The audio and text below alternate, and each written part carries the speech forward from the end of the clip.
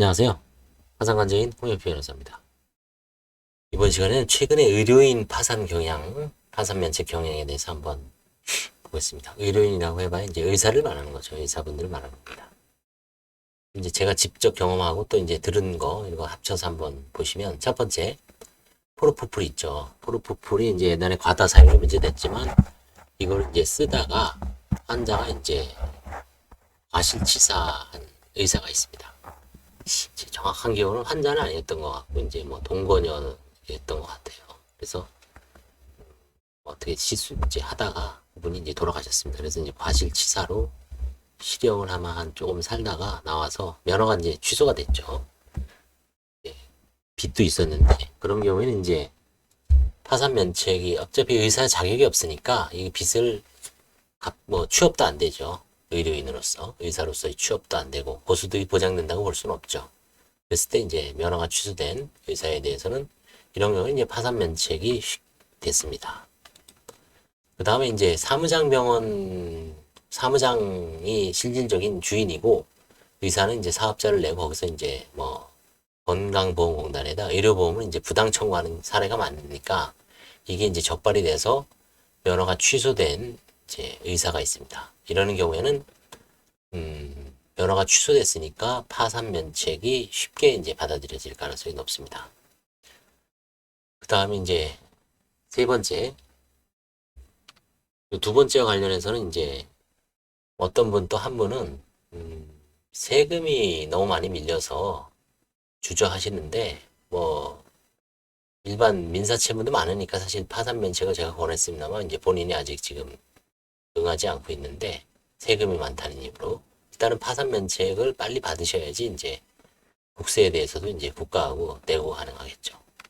세 번째, 치과 의사가 회생 노력 없이 곧바로 파산 신청했다가 파산 면책 신청을 남용했다고 이제 법원에서 판사님한테 꾸지람 듣고 뭐 꾸지람이라고는 이제 기각 사유에 나와 있죠. 기각된 사안이 있죠. 파산 면책 신청이 기각됐습니다. 그때는 이제 나이에 비해서 소득을 올릴 수 있고 취업도 가능하고 그다음에 특별하게 근로를 할 수 없다는 그런 어떤 사정이 없다는 특별히 어떤 근로를 못한다는 사정을 입증을 못했을 때 파산면책 신청이 남용으로써 기각됐고 이런 사안은 이제 다시 요건을 갖추면 예를 들어서 뭐 좀 더 일을 할 수 없음을 더 소명을 한다든지 뭐 향후 어떤 진단을 받는다든지 아니면 일단 개인회생을 하고 일반회생 소득이 빚이 많으면 일반회생이고요. 일반회생을 통해서 이제 그 변제를 하는 게 한번 놔라 그런 의미 같습니다. 이게 이제 과거 제가 생각을 해보면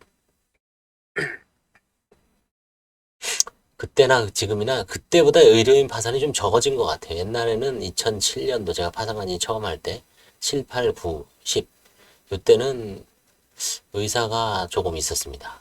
1년에 한 몇 명씩 있었는데 그때는 이제 의료법이 정확한 개정은 아마 2007년에서 10년 사이인 것 같아요.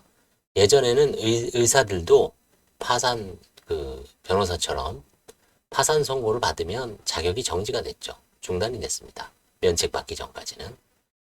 그런데 이제 그게 뭐 의사협회에서 로비를 했는지 몰라도 국회에서 법이 개정돼서 지금은 파산 선고를 받더라도 의사로서 직업 수행을 할 수 있습니다. 변호사나 다른 사자 돌림 직업과는 좀 차이가 있죠. 아무튼 법을 개정을 했는데 생각해보면 과거에는 의사 자격이 취소가 되니까 파산 선고 후에 뭐 아무런 일도 못했죠. 그때 이제 뭐 알바를 했지만 다 불법이었죠. 그래서 이제 그 당시에는 좀 비교적 손쉽게 면책을 물론 그 당시에도 이제 뭐 회생제도가 있으니까 회생으로 보내긴 했겠지만 지금보다는 좀 손쉽게 면책을 얻지 않았나 싶습니다. 지금은 의사는 파산 면책으로 바로 직행 아까 이 세 번째 케이스처럼 직행이 쉽게 허용되지 않는답니다. 이는 아무래도 요즘 최근에 이제 뭐 의료계 파업 때문에 시끄럽지만 의사들이 이제 고소득 집중이라는 게 지금 뭐 페이도 그렇고 최근에 이제 뭐 지방 자치단체에서도 3억을 준다 해도 가지 않는다는 뭐 의료인이 있다. 그래서 이제 이게 지금 갈등일 초래하고 있죠. 정부하고. 의사 수가 부족하다. 의사협회에서는 부족하진 않다. 필수 의료 직종이라든지 일부 한정된 과, 소아과라든가 산부인과, 그 다음 응급의료과, 그런 데서 이제 깊이 경향이 있지, 수가 문제라든가 이런 게 있죠. 뭐, 전체적으로 봐서는 의사가 부족하진 않다. 이제 첨예하게 대입되고 있습니다.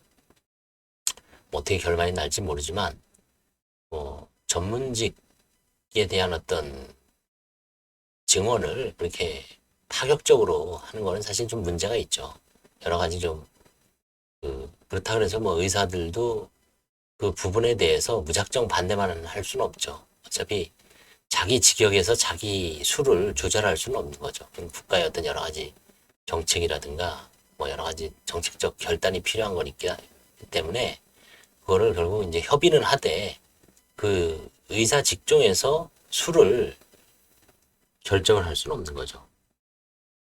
뭐 변호사들도 예전에 뭐 로스쿨 생길 때 많이 반대를 했지만 결국 뭐 지금 일단 시험 같은 거는 좀 법무부에 들어가서 이제 조절을 하고 있지만 기본적으로 이제 뭐 외부에서 결정을 하는 거죠.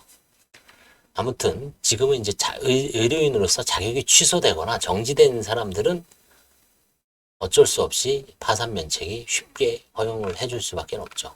그래서 취소자는 어떻게 보면은 빨리 신속하게 면책을 받을 수 있다는 것을 지금 알 수 있습니다. 취소하는데도 어디 가서 불법적으로 진료를 보고 시술을 해서 돈을 벌어 개인회생 혹은 일반회생을 하라고 할 수는 없죠. 그 다음에 이제 한의사도 이제 뭐 좀 불황이기 때문에 한의사들도 좀 고령자들, 한의사들 중에서 이제 고령자의 경우에는 60세 이상 되면 면책이 쉽게 허용되는 것 같습니다. 한의사도 보니까 이제 뭐 일부 의료보험이 적용돼서 이제 뭐 환자를 유치하고는 있지만 노가다죠. 그것도 이제 환자들 유치해서 침뜸으로 이제 사실은 뭐 얼마를 벌겠어요. 그거를 수백 명, 수천 명을 할 수도 없고 물리적인 한계가 있고 그걸 또 케어하려면 간호사 내지 그 조무사 그 보조인들을 많이 고용을 해야 되기 때문에 그 건강보험공단에서 받는 수입에 비해서 인건비 주면 남는 게 없죠. 제가 뭐 직접 한번 한의사분 파산하면서 직접 한번 경험해보면 사례입니다. 그래서 의료인들도 일단 자격이 정지되거나 취소된 과중 채무자 같은 경우는 아마 쉽게 면책을 얻고 정상적인 의료인이라면 과중 채무라 하더라도 의료인은 어떤 현재 고수도 타켓이기 때문에 개인회생 혹은 일반회생을 통해서 이제 채무를 변제하는 시도를 하다가 거기서 실패하면 다시 들어오든지 해야지 곧바로 파산 면책이 직행은 쉽게 허용이 되지 않는다. 그게 이제 이번 방송의 골자라고 할 수 있습니다. 감사합니다.